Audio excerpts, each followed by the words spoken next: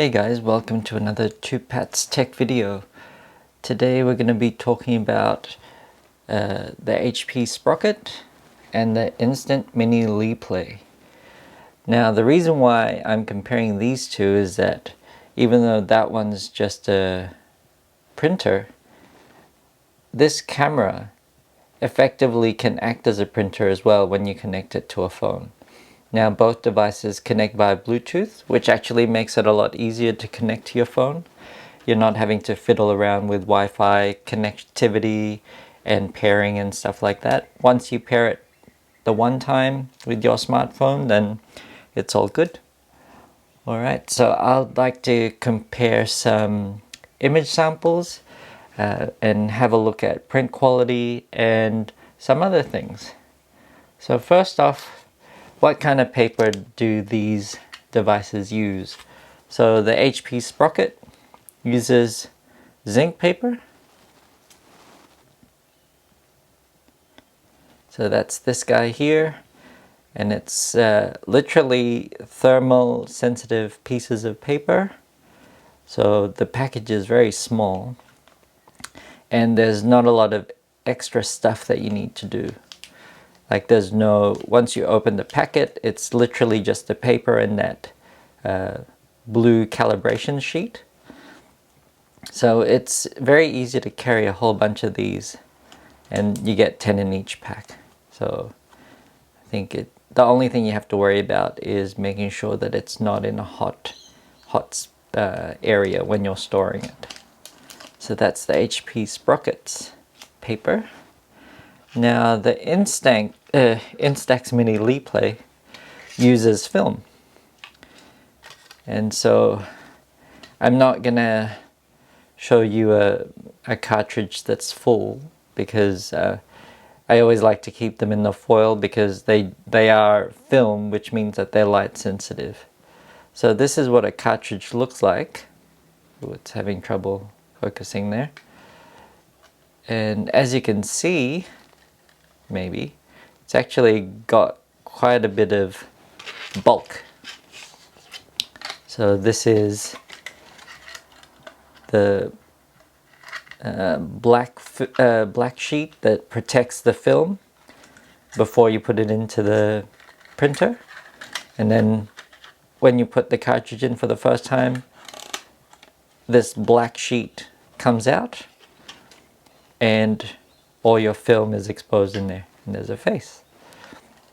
Now in comparison to the HP Sprocket and zinc paper, I mean there's already a lot of extra plastic that has to be involved to keep the film protected, and I'm not actually sure, even though they've got a recyclable label here, I'm not actually sure if these materials are easily recyclable. And just to show you this is the package that it looks that it comes in. Yeah, so in comparison to the zinc paper, which is literally just a foil wrapper, you're getting quite a bit more waste, I guess, with the film. All right, so let's have a look at image quality. So I'll just show you this first picture. So this is an image I took with a proper mirrorless camera, the Fujifilm X-T1. So this is the Fujifilm Instax print, and this is the zinc paper print. Now from regular viewing distance, it actually looks like the zinc paper is much more detailed than the print. But if you look closely,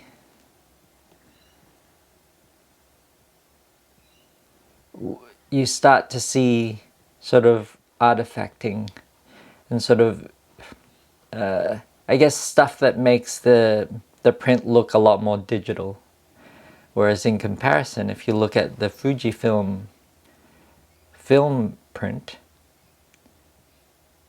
it seems a bit more analog, even though this actually came from digital image and printed digitally onto the film.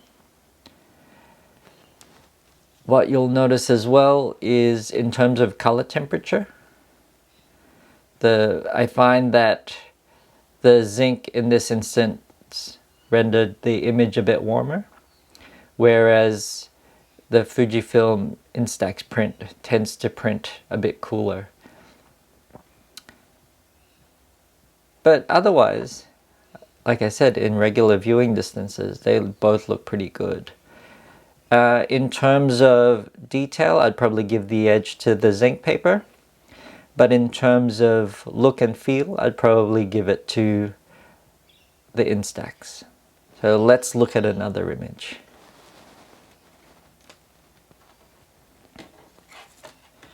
So this next image is a night scene that I took.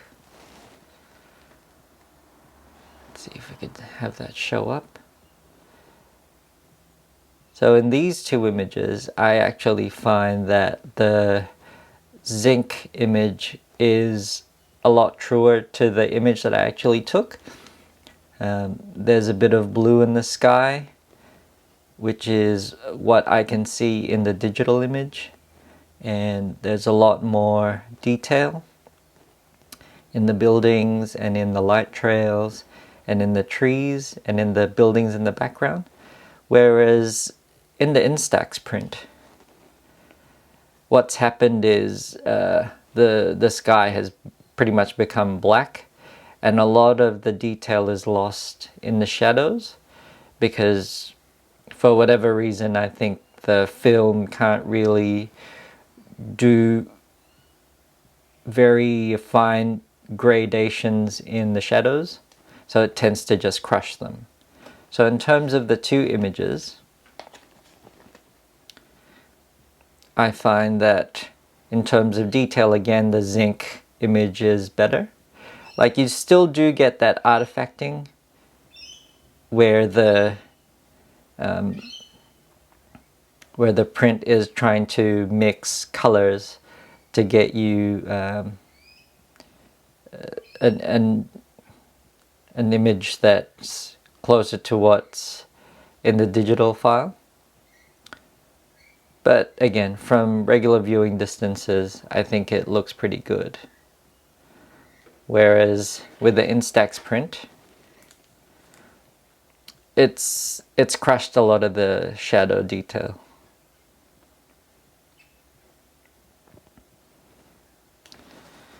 Alright, so let's now look at people pictures. So I think this is where Fujifilm has an edge in my opinion. So here's a selfie of me and the other pet. This was taken in Japan.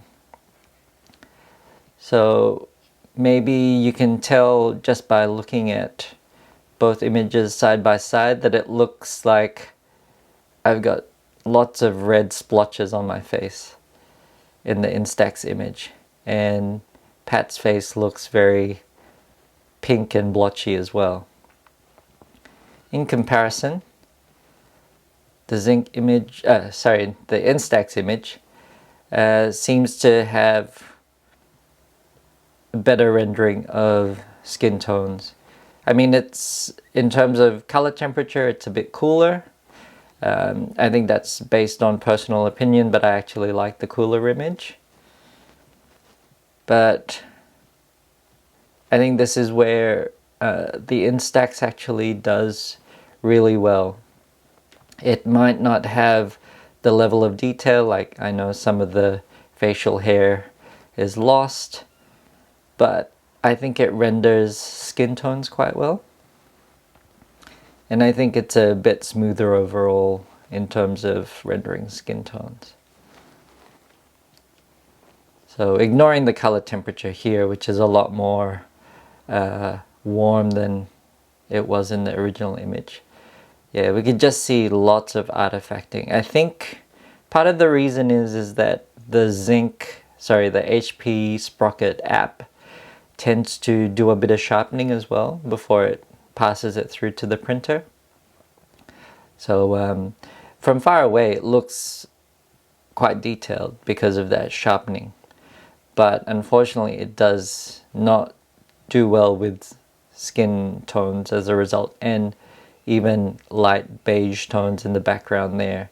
You could see a lot of artifacting. Now that's not to say that it's not salvageable.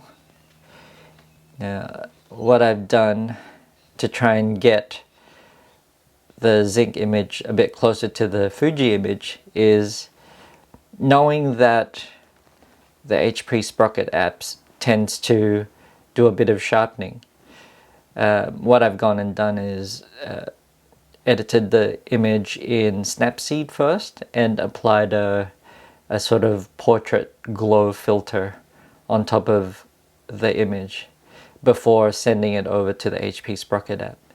And as you can see, there's still a little bit of splotchiness, but definitely not to the level of the original. Let's see. Yeah, definitely look like I've got some mild burns or sunburn in that image to the right, whereas on the left it's a bit more natural. There's still a little bit of splotchiness, but I think from regular viewing distances it's not as obvious. So let's just compare that back to the the Instax image. Yeah. In comparing these two, now you could see that the zinc image is actually marginally better because it does show a bit more detail, whereas the Instax, it kind of gives it that soft focus look, but you do lose a bit of detail in that regard. Now where I find the zinc image actually excels is for non-people pictures, like this picture of my cat. This is where the sharpening actually enhances the image, I think. So that's my cat shot with a Fujifilm camera. And even though you've got the artifacting in the back, the sharpening that it applies actually enhances the fur detail. So yeah, the zinc I think needs a little bit of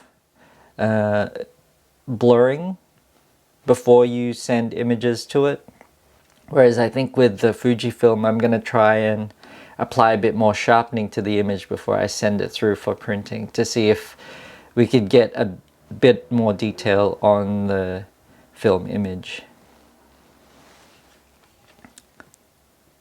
So that's my first impressions of the HP Sprocket and the Instax Mini LiPlay's output.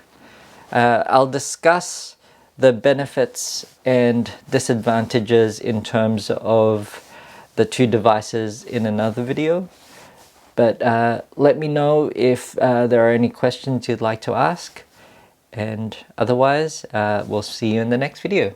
Thanks.